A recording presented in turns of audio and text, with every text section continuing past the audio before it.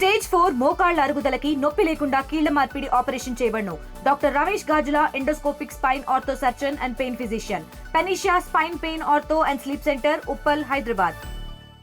ఎన్టీఆర్ జిల్లా నందిగామ రాజకీయాలు హీట్ ఎక్కుతున్నాయి. ముఖ్యంగా రప్పారప్ప డైలాగులతో అటు అధికార ప్రతిపక్షాలు ఒకరిపైన ఒకరు విమర్శలు చేసుకుంటున్న నేపథ్యంలో తాజాగా ఎమ్మెల్సీ మొండితో కరుణ్ కుమార్ చేసిన వ్యాఖ్యల మీద స్థానికంగా పోలీసుకు కేసు కూడా నమోదైంది. ప్రస్తుతం మొండితో కరుణ్ కుమార్ మాట్లాడదాం.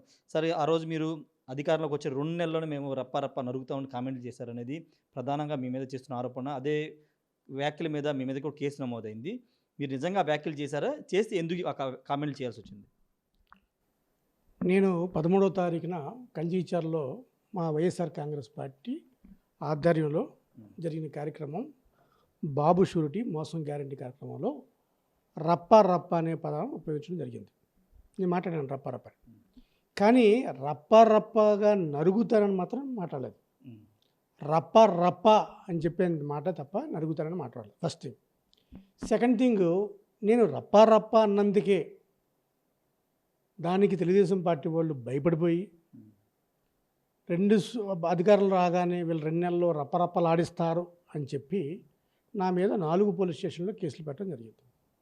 అయినప్పటికీ కూడా పోలీస్ కేసులు అంటే భయపడేది కాదు, లేదా వాళ్ళ బెదిరింపులకి బెదిరించే మనిషిని కాదు, ఆ పార్టీ కూడా కాదు. ఎందుకంటే ఆ పార్టీ అటువంటి పార్టీ కాదు. నేను చెప్పేది ఏంటంటే, నేను అడిగింది ఏంటి, మీరు ఈ సంవత్సర కాలంలో మీరు ఏదైతే హామీలు ఇచ్చారో ఆ హామీలు ఎంతవరకు నెరవేర్చారు, ఎందుకు మీరు హామీలు నెరవేర్చలేకపోతున్నారో, ఒకళ్ళు నెరవేర్చలేకపోతే కనుక ప్రజలకు క్షమాపణ చెప్పండి అని చెప్పి నేను ఒకటి అడిగాను. రెండోది, నందిగామ నియోజకవర్గంలో కృష్ణా జిల్లాలో ఎక్కడా లేని విధంగా సుమారు 50 మంది మీద రౌడీ షీటర్లు ఓపెన్ చేశారు, 130 మంది మీద కేసులు పెట్టారు, సుమారు ఒక 60-70 మందిని పోలీస్ స్టేషన్లు పిలిపించి జైల్లో పెట్టించి 30 నుంచి 40 రోజులు ఉంచారు. మీ పరిపాలన ఇదేనా? అంటే మీకు ఎవరైతే వైఎస్ఆర్ కాంగ్రెస్ పార్టీకి అనుకూలంగా ఉన్నారో నాయకుల మీద, కార్యకర్తల మీద అక్రమ కేసులు పెడుతున్నారు కాబట్టి మీరు ఏదైతే విత్తుతున్నారో అదే వృక్షం అవుతుంది. రేపొద్దున కూడా మేము కూడా మీ మీద చట్టపరంగా చర్యలు తీసుకోవాల్సి వస్తుంది. అది మీకు సంవత్సరం పట్టింది, నాకు 2 నెలల్లోనే మీ పైన చట్టపరంగా తీసుకుంటామని చెప్పి రప్ప అన్న పదం ఉపయోగించడం జరిగింది. దానికి రప్ప అన్న దానికి వాళ్ళు ఆస్వాదించుకొని నరుగుతామని చెప్పి అని చెప్పుకుంటూ పోలీస్ స్టేషన్ కంప్లైంట్ పెట్టారు. మీరు నిజంగా కూడా అంత విజ్ఞానం ఉన్న వాళ్ళైతే, జ్ఞానం ఉన్న వాళ్ళైతే మీ పార్టీ నాయకులే ప్రెస్ మీట్లు పెట్టి నేను అరుణ్ కుమార్ నరుగుతాను, వాళ్ళ అపార్ట్మెంట్లో నరుగుతాను, డాక్టర్ మొండితో జగన్మోహన్ రెడ్డి నరుగుతాను, మా అధిష్టానం ఓకే అంటే ఇప్పుడే నరికేస్తానని చెప్పిన వాళ్ళ మీద కేసు పెట్టరే, వాళ్ళ మీద కేసు ఉండదు. అంటే మీ నాయకులు పార్టీ ఆఫీసులో పెట్టిన ప్రెస్ మీట్లకి మీ అనుమతితో పెట్టరా? మీ అనుమతితోనే కదా పెట్టేది. మీ అనుమతితో పెట్టి మీరు పెట్టించి మీరు మాట్లాడిస్తే అది మాత్రం తప్పు కాదు. నేను రప్ప అన్న మాట మీకు తప్పుగా అనిపిస్తుంది. ఇప్పటికీ కూడా నేను చెప్పేది మళ్ళీ చెప్తున్నాను, ఎవరైతే తెలుగుదేశం పార్టీ వాళ్ళు ఈ ప్రభుత్వము వైఎస్ఆర్ కాంగ్రెస్ పార్టీ మీద, నాయకుల మీద, కార్యకర్తల మీద అక్రమ కేసులు పెడితే వారికి భరోసాగా ఒక ప్రతిపక్షంలో ఉన్న ఒక ఎమ్మెల్సీగా సభలోనూ పోరాడతాను, సభ బయట పోరాడతాను. ఎందుకంటే వాళ్ళంతా కూడా నా మనుషులు, నా కుటుంబ సభ్యులు. వైఎస్ఆర్ కాంగ్రెస్ పార్టీ అనేది నా కుటుంబం గురించి, నా కుటుంబ సమావేశంలో నేను నా కార్యకర్తల గురించి, వాళ్ళ ఉత్తేజం గురించి మాట్లాడితే మీకు వచ్చిన నష్టం ఏంటది? ఇదేమీ పబ్లిక్ మీటింగ్ కాదే.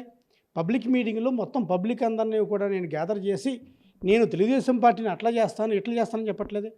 ఎవరైతే బాధితులు ఉన్నారో వైఎస్ఆర్ కాంగ్రెస్ పార్టీలో, ఎవరైతే మీ ప్రభుత్వంలో బారిన పడ్డారో వాళ్ళందరికీ కూడా ఒక భరోసా నింపే కార్యక్రమం చేస్తున్నాను. దానికి మీరు భయపడిపోయి కేసులు పెట్టేసి నా గురించి సోషల్ మీడియాలో మీరు మాట్లాడించి నా క్యారెక్టర్ అసాసినేషన్ చేయించేసి ఏదో వాడికి జ్ఞానం లేదనో, సిగ్గు లేదని మీరు ఎమ్మెల్యేగా మీరుండి ఎమ్మెల్సీకి సిగ్గు లేదనో, జ్ఞానం లేదనో మీరు పరుష మాటలు మాట్లాడుతుంటే, మరి మేము మాట్లాడాలనుకుంటే కనుక 2 అడ్డొస్తున్నాయి. ఒకటి మహిళని అడ్డొస్తుంది, రెండోది ఒకే జాతి కాబట్టి మేము మాట్లాడలేం కాబట్టి మనల్ని కించపరుచుకోవటం బాగోదని చెప్తున్నాం. ఇప్పటికైనా నేను చెప్తాను, మీ గవర్నమెంట్లో ఈ సంవత్సరం కాలంలో నందిగామకి మీరు చేసిన అభివృద్ధి ఒక్కటి చెప్పండి. మేము 5 సంవత్సరాల్లో మాకు కరోనా టైం ఉన్నప్పటికీ కూడా మేము నందిగామలో రోడ్లు విస్తరణ కార్యక్రమం చేసాం. కరోనా ఉన్నప్పటికీ కూడా నందిగామలో కోవిడ్ లాంటి సమస్యని మేము ధైర్యంగా ఎదుర్కొనగలిగాం. హాస్పిటల్ పెట్టించగలిగాం, 100 పడకల ఆసుపత్రి తీసుకురాగలిగాం, కేంద్రీయ విద్యాలయం తీసుకురాగలిగాం, ఆర్డీఓ ఆఫీస్ తీసుకురాగలిగాం, ట్రాఫిక్ పోలీస్ స్టేషన్ తీసుకురాగలిగాం, శివాలయం డెవలప్మెంట్కి 1,50,00,000 రూపాయలు తీసుకురావడం జరిగింది. అదే బాబు జగజీవన్ రావు భవన్ అభివృద్ధి చేశాం. ఇలా మేము చెప్పుకుంటూ పోతే 10 ఉన్నాయి. మీరు ఈ సంవత్సర కాలంలో ఒక్కటంటే ఒక్కటి చెప్పండి, నా హయాంలో సంవత్సర కాలంలో నేను నందిగామ చేసిన అభివృద్ధి అని చెప్తే మీరేం చెప్తారు? రాగానే మేము కూడా రెప్పరెప్పలాడిచ్చాం, మేము రెప్పరెప్పల పెన్షన్లో చూపించాం, రెప్పరెప్ప తల్లికి వందనం చూపించాం, రెప్పరెప్ప రోడ్లు వేసేసాం. ఎక్కడ వేసారు చూపించండి రోడ్లు, ఏ రోడ్లు వేశారు? గుంతలు పూడ్చి ఆ 2 నెలలు గుంతలు పూడ్చిన దానికి మీరు అభివృద్ధి అంటారా? దానికి గుంతలు పూడ్చినందుకు ఆ గుంతలు కూడా ఇప్పుడు ఎలా ఉన్నాయి చూడండి. సో దానికి గుంతలు వేసిన దానికి మేము రెప్పరెప్పలాడా అని మీరు చెప్తుంటే, మీరు అవి కాదు రెప్పరెప్పలాడిచ్చినాయి. మీరు రెప్పరెప్పలాడిచ్చినది ఎందులో రెప్పరెప్పలాడిచ్చారు? అవినీతిలో రెప్పలాడిచ్చారు, అరాచకలో రెప్పరెప్పలాడిచ్చారు.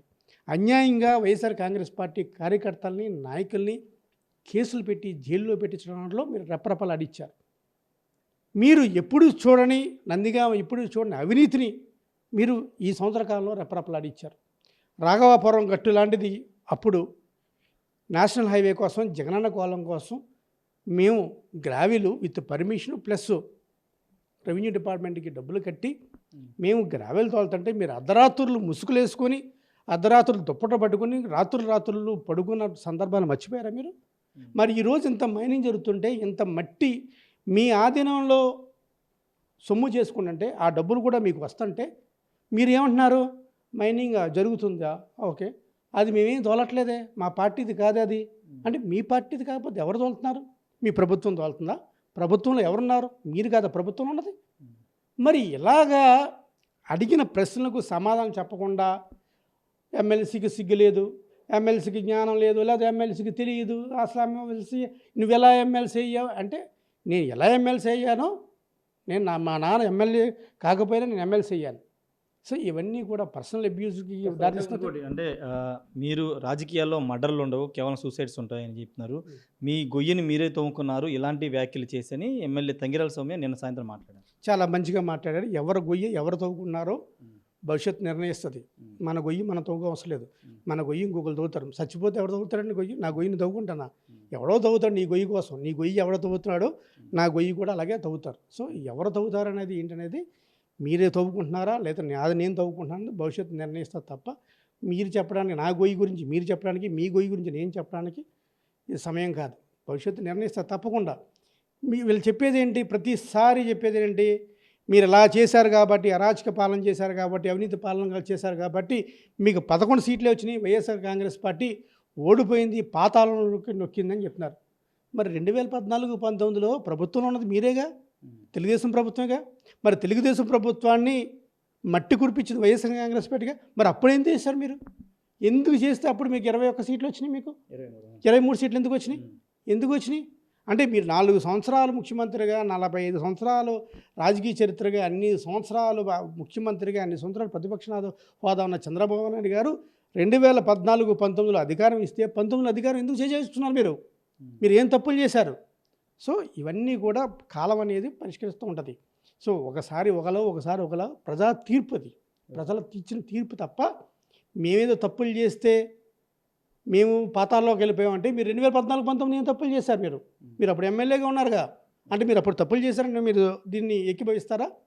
మీరు ఏకీభవిస్తే 2014-19 వరకు మీరు ఏకీభవిస్తే అప్పుడు నేను మాట్లాడతాను. సో దేనికన్నా మాట్లాడేటప్పుడు ఒక అర్థము, ఒక లాజిక్, ఒక సెన్సిబిలిటీ ఉండాలి తప్ప. ఇంకో కామెంట్ కూడా చేస్తున్నారు, 4 ఏళ్ళు మీకు సమయం కావాలంటే, రప్ప చేయాలంటే మీకు 4 ఏళ్ళు సమయం కావాలేమో, మేము ఆల్రెడీ అధికారులు ఉన్నాం, తలుచుకుంటే ఇప్పుడే చేస్తామనే కామెంట్ కూడా. ఆల్రెడీ చేస్తున్నారుగా, మళ్ళీ దానికి మళ్ళీ చేయడానికి అవకాశం ఉంటే ఎందుకు? ఆల్రెడీ చేస్తున్నారు కాబట్టి మేము తిరుగుబాటు చేస్తున్నాం. మీరు ఇప్పుడు ఎక్కడైనా సరే ఈ ఊళ్ళో నా వల్ల ఈ పని అయిందని చెప్పండి. ఒక కేంద్ర పథకాలు కావచ్చు, రాష్ట్ర పథకాలు కాకుండా నా శక్తితోటి చేసే ఈ పనులని చెప్పండి. అందుకే నేను మిమ్మల్ని డమ్మీ ఎమ్మెల్యే అని చెప్తున్నాను. మీరు ఎప్పటికీ కూడా డమ్మీ నందిగామకి, అది కూడా చెప్తున్నాను. మీరు డమ్మీ ఎమ్మెల్యే కాబట్టి ఈ సంవత్సరం కాలం పాటు ఏది తీసుకురాలేపారు, ఇప్పుడు తీసుకురండి. ఈ 4 సంవత్సరాలు మీ కష్టపడి, మీ ప్రతిభతోటి, మీ పట్టుదలతోటి, మీ తెలివితేటలతోటి, మీ చాణక్యంతో, మీ చాతుర్యతతోటి, మీ క్యాపబిలిటీతోటి, మీ కెపాసిటీతోటి నందిగామకి ఇంత అభివృద్ధి చేశారని చెప్పడానికి ఒక్కటి చెప్పండి. మీరు ఇంత సంవత్సరం పాటు చేయలేదు, ఇలా చేయకండి. నందిగామకి మీకు ఓటేసింది మంచి ఎమ్మెల్యే కావాలనో, మీరు చాలా మంచి ఎమ్మెల్యే కదా, విజ్ఞానవంతులు, జ్ఞానవంతులు, త్యాగశీలి, అసలు అవినీతి అంటేనే తెలియదు, అసలు రూపాయి ముఖం చూడటం రాదు. ఈరోజు అసలు నందిగామ అంతా అవినీతి రహిత నందిగామ నడుస్తుంది అని మీరే అంటున్నారు కదా. ఎంత అవినీతి జరుగుతుంది, ఎలా అవినీతి జరుగుతుంది, ఎవరి డబ్బులు ఎక్కడికి వెళ్తున్నాయి, ఏ విధంగా గోల్డ్ బిస్కెట్ల రూపంలో వెళ్తున్నాయి, ఎవడెవడు ఎంత ఇస్తున్నాడు అనేది ఒకసారి చూడండి. అంటే మీరు ఇప్పుడు తెలియదా మీరు మీరు ఎటువంటి అవినీతి చేస్తున్నారో? ఇసుకలో అవినీతి చేయట్లేదా మీరు? ఇసుకలో ఏదైనా ఒక పాలసీ ఉందా మీకు? అసలు ఇంతవరకు ఇసుకలో పాలసీ ఉందా? మేము మా టైంలో, మా హయాంలో నందిగామలో 3 ర్యాంపుల్లో మట్టి అంతా కూడా, ఇసుక అంతా కూడా కుప్పలు కుప్పలుగా వేస్తే అందులో ఇసుక మీరు ఎంత అమ్మారో తెలియదా? దానికి ప్రభుత్వానికి వచ్చిన ఆదాయం ఎంత? ప్రభుత్వమే కదా, మీ ప్రభుత్వమే కదా చెప్పింది 5 కోట్ల రూపాయలు, సుమారు 5 కోట్ల రూపాయలు ఇసుకలో ఇది జరిగింది, కరప్షన్ జరిగిందని చెప్పి మీ ప్రభుత్వమే కదా రిపోర్ట్ ఇచ్చింది. మీ ప్రభుత్వంలోనే కదా, మీ టైంలోనే కదా ఒక 2 ఎంప్లాయీస్ని సస్పెండ్ చేసింది. మరి ఇసుక ఇన్నిసార్లు ఇసుక మీ పార్టీకి చెందిన నాయకుల టిప్పర్లనే కదా కోదాల్లో పట్టుకుంది, లేకపోతే మధురలో పట్టుకుంది.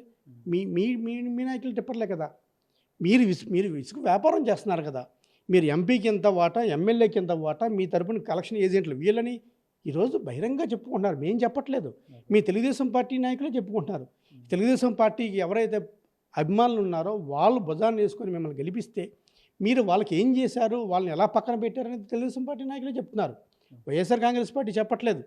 సో ఇదంతా కూడా ఒక ఇసుకలో అవినీతి, అలాగే మట్టిలో అవినీతి. రాఘాపురం కొండ గురించి అప్పట్లో మాట్లాడేవారు. మరి ఆ రోజు మమ్మల్ని ఏదో వసూలు బ్రదర్స్ అనేవారు. ఈరోజు మరి నువ్వు వసూలు అక్కగా తయారయ్యావా? మరి వసూలు అక్కగా నా తయారైంది కదా. ఏ టిప్పర్కి ఆ టిప్పర్ని ఆ డబ్బులు నీకు రావాలని చెప్పి నువ్వు డిమాండ్ చేస్తున్నావు కదా. డబ్బులు ఉంటేనే టిప్పర్ కదలాలని చెప్తున్నావు కదా. మరి రాఘవాపురంలో నిండు ప్రాణం, ఒక ప్రాణం పోతే కనీసం వాళ్ళని పరామర్శించకుండా అయ్యో ప్రాణం పోయిందని తెలియకుండా చెప్పకుండా ఆ బాడీని నందిగామ నుంచి విజయవాడ షిఫ్ట్ చేసి విజయవాడలో పోస్ట్ మార్టం చేసి అది సెటిల్ చేస్తారా? అంటే అక్కడ ఏమీ జరగనట్టు కేసు అసలు లేని విధంగా చేస్తారా? మరి దానికి సాక్ష్యం దాని టిప్పర్లు, లేకపోతే దాని జేసీబీలు ఇవన్నీ కూడా పోలీస్ స్టేషన్లో పెట్టారు కదా. వాటి గురించి ఎప్పుడైనా మాట్లాడారా? లేదు. ఉపాధి హామీ పథకం కింద విపరీతలపాడులో ఉపాధి హామీ పథకం కింద ఒక సోదరి ఆవిడ, అక్కా సౌమ్యక్క నువ్వే నాకు దిక్కు, నీకు నేను ఓటేసాను అక్క, నన్ను కాపాడక్క, నేను చచ్చిపోతున్నాను, నేను చచ్చిపోయిన తర్వాత పలానా వాళ్ళని వదలొద్దు అని చెప్పి మీ తెలుగుదేశం పార్టీ నాయకుల్ని మీ ఎవరైతే ఆవిడని హింస పెట్టాడో వాళ్ళని వాళ్ళ పేర్లు చెప్పి ఆవిడ చనిపోతే ఆవిడ కూడా మీరు సెటిల్మెంట్ చేశారంటే, డబ్బు కోసం సెటిల్ చేశారంటే మీ ధనదాహం ఎక్కడ దాకా వెళ్ళింది అనేది నందిగామ ప్రజలందరికీ తెలుసు. మీరు అనుకుంటున్నారు ఇది నందిగామకి ఒక్కసారి మేము ఎమ్మెల్యే తర్వాత డీలిమిటేషన్ జరిగిపోతుంది, నాకు డబ్బే ప్రధానం, నాకు ఇంకేది ప్రధానం కాదు, నేను తర్వాత నేను ఎమ్మెల్యే అవుతానో నాకు తెలియదు. కానీ ముందు మీరు డబ్బు సంపాదించాలని తలంపుతో ఉన్నారు. ఇది అందరూ చెప్తున్నారు, తెలుగుదేశం పార్టీ నాయకులే చెప్తున్నారు. ఈ ఒక్కసారి నేను ఎమ్మెల్యే 4 డబ్బులు సంపాదించుకోవాలి, ఎవరు వెళ్ళినా పర్లేదని చెప్తున్నారు. మేము అలా కాదు, మేము నిత్యం రాజకీయాలు ఉండేవాళ్ళం. మా రాజకీయంలో మేము పూర్తి స్థాయిలో రాజకీయాలు ఉండేవాళ్ళం. సో మేము ప్రతిపక్ష పార్టీగా మీరు ఏదైతే తప్పులు చేశారో ఆ తప్పుల్ని ఎండగడుతూనే ఉంటాం. మీరు ఎన్ని కేసులు పెట్టినా పర్లేదు, మీరు జైలుకి పంపించినా పర్లేదు, మాత్రం మారదు. ముండితోక బ్రదర్స్ అరెస్ట్కి రంగం సిద్ధమైందనే మాట కూడా మాట్లాడుతున్నారు. ఎంతమంది అన్నా ఎన్ని అరెస్టులన్నా చేసుకోండి, నా వాయిస్ మాత్రం మారదు. మీ అవినీతిని ప్రశ్నిస్తూనే ఉంటానో. మీరు ఏదైతే ప్రజలు మిమ్మల్ని విశ్వాసం ఉంచి మీ పార్టీకి ఓటేశారు, నీకు అది ఓటేసింది, మీ పార్టీకి ఓటేశారు, క్యాండిడేట్కి అది ఓటేసింది, పార్టీకి ఓటేశారో ఆ పార్టీ మీద విశ్వాసంతో ఎవరైతే ఓట్లు వేశారో నందిగామ ప్రజలు ఆ విశ్వాసాన్ని కాపాడుకునే పనులు చేయండి. ఏమంటండి, రమణ గారు చనిపోయిన తర్వాత, దేవినేని రమణ గారు చనిపోయిన తర్వాత దేవినేని ఉమా గారికి 27,000 ఓట్ల మెజార్టీ రాలేదు. అంటే మీరు రమణ గారి కన్నా మహానాయకురాలువా, లేకపోతే ఉమా గారి కన్నా మహానాయకురాలువా, లేకపోతే కృష్ణప్రసాద్ గారి కన్నా మహానాయకురాలు, మొక్కపాటి వెంకటేశ్వరరావు గారి కన్నా మహానాయకురాలా? ఇవన్నీ కూడా ఒక గాలి, ఆ గాలిలో మీరు గెలిచారు, అది అందరికీ తెలుసు. తప్ప ఈ మెజార్టీ నాతోనే గెలిచింది, నేనే గెలిచాను అనుకుంటే ఫస్ట్ ఏదో నా గురించి అన్నారు కదా, నా గొయ్యి నేను తవ్వుకుంటున్నా అని, ఆవిడ గొయ్యి ఆవిడ తవ్వుకోవాల్సి వస్తుంది. Thank you sir. మొత్తంగా అయితే కేసులకి భయపడేది లేదు, అరెస్టులకి భయపడేది అని చెప్తున్నారు. ప్రతిపక్షంగా అధికార పార్టీ చేసే తప్పుల్ని ప్రశ్నిస్తూనే ఉంటామని చెప్తున్నారు. ఖచ్చితంగా అవినీతి అంటే గత ఏడాది కాలంలో అవినీతి జరిగినటువంటి అంశాల మీద రప్పాకి సిద్ధమని ఎమ్మెల్సీ మొండితోకరన్ అయితే చెబుతున్న పరిస్థితి ఉంది. కెమెరా పర్సన్ శ్రీనివాస్తో రాజేష్ టీవీ విజయవాడ నుండి. తెలుగులో ఫాస్టెస్ట్ న్యూస్ యాప్ ఇప్పుడు కొత్త అవతారంలో 5 సెకండ్లోనే పూర్తి వార్తా సమాచారం మీ చేతిలో. సోషల్ మీడియా ట్రెండ్స్ మీ కళ్ళ ముందుకే live TV and voice search ఆప్షన్స్తో ఇప్పుడే డౌన్లోడ్ చేయండి. యాప్ లింక్ డిస్క్రిప్షన్లో ఉంది. చూద్దాం.